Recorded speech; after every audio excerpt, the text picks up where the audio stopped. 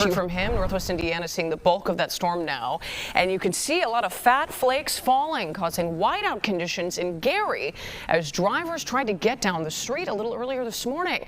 Lauren Victory live for us now in Hammond, where Lauren, not everyone was prepared for this morning's snowfall. Boy, it looks like you're in a snow globe right now.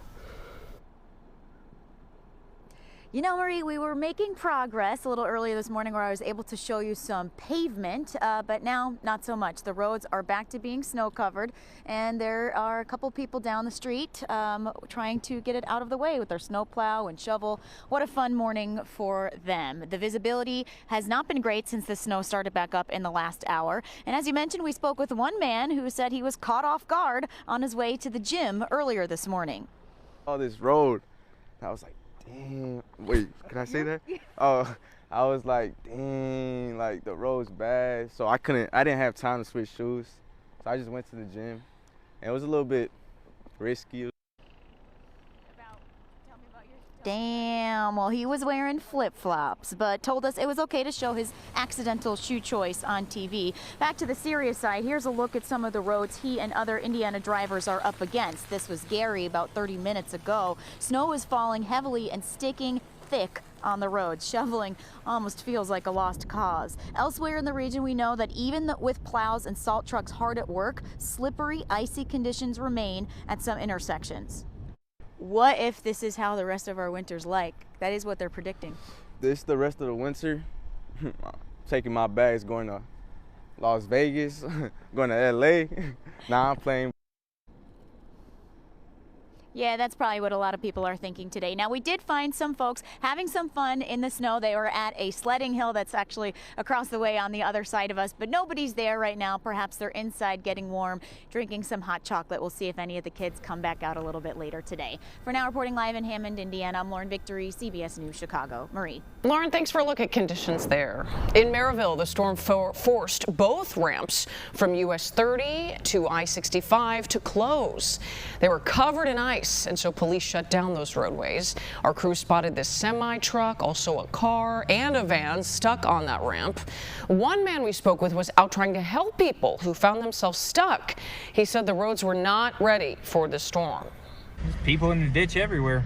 You know, roads don't seem to be, they didn't seem to really prepare the roads for what came last night, so now people are reaping the benefits of it.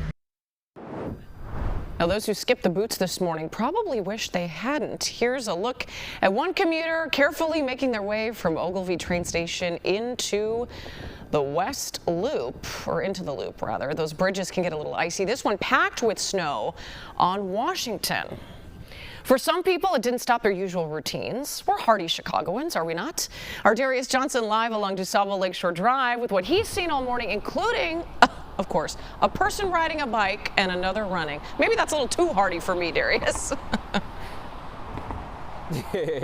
Hey there, Marie. Good morning to you. Yes, I've seen someone on a bike. I've seen runners in shorts. I've seen people walking their dogs, and I've seen people simply just out walking just to check out what things look like. This is what things look like right here in the Loop right now. Much different than what things look like for Lauren over in Northwest Indiana. You can see right here along Monroe and DuSable Lakeshore Drive, the traffic is free flowing. It is moving very smoothly. If you take a look at that pavement, the pavement is absolutely perfect.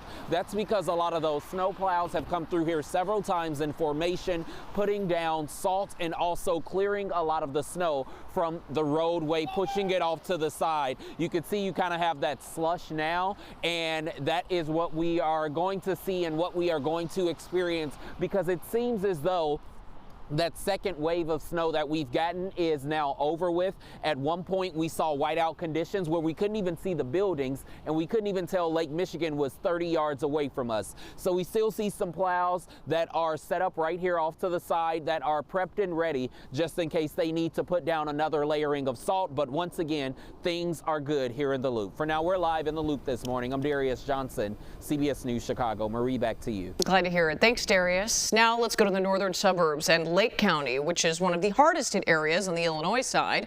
That's where our Jackie Kostek has been all morning, and she has more.